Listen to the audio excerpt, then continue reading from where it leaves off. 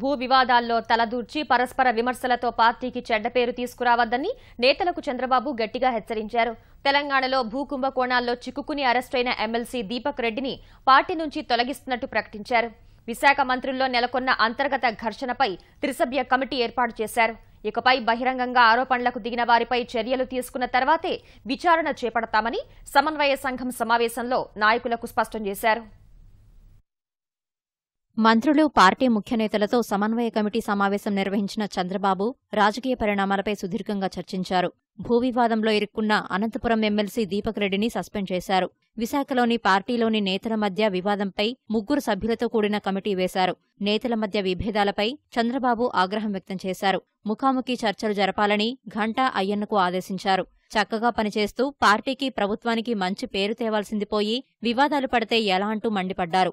వారిద్దరిని బయటకు పంపి నేతల కలహాలపై సమన్వయ కమిటీ చర్చించింది. ఇకపై క్రమశిక్షణ ఉల్లంఘిస్తే ముందు చర్యలు తీసుకుని తర్వాత విచారణ చేపడతామని సీఎం స్పష్టం చేశారు. సిట్ విచారణ జరుగుతుండగా బహిరంగ వ్యాఖ్యలు తగదన్నారు. సిట్ విచారణలో భూ అక్రమాలకు సంబంధించి విషయాలు వెలుగుచూస్తాయని, ఎవరి పాత్ర ఉన్నా ఉపేక్షించేది లేదని తేల్చారు.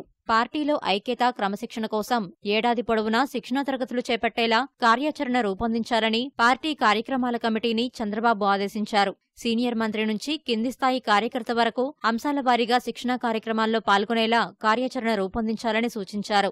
వివిధ అంశాలపై అవగాహనతో పాటు పార్టీలో ఐక్యత, క్రమశిక్షణ పెంపు ఉండేలా కార్యాచరణ ఉండాలని బాబు సూచించారు.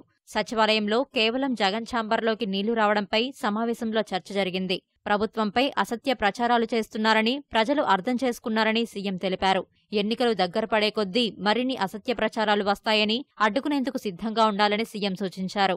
పొలిటీషియన్స్ మధ్య ఒకరి మీద ఒకరు పత్రికల్లో వస్తుండేటటువంటి విషయాలు ఇది పార్టీకి చేటు చేస్తుంది. కాబట్టి పొలిటికల్గా ఉండేటటువంటి లీడర్స్ సంయమనం పాటించాలి. ఏదైనా ఉంటే పార్టీలో చర్చించాలి.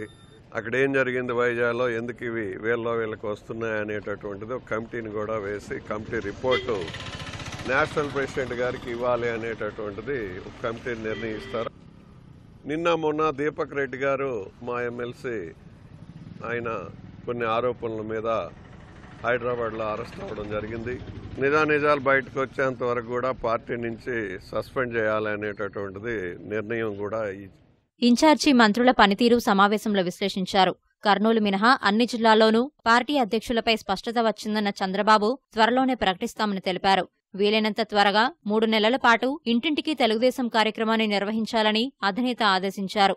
3 నెలల పాటు సాగే ఈ కార్యక్రమం ద్వారా అభివృద్ధి కార్యక్రమాలు ప్రజల్లోకి తీసుకెళ్లేలాగా నేతల ప్రణాళికలు ఉండాలని సూచించారు.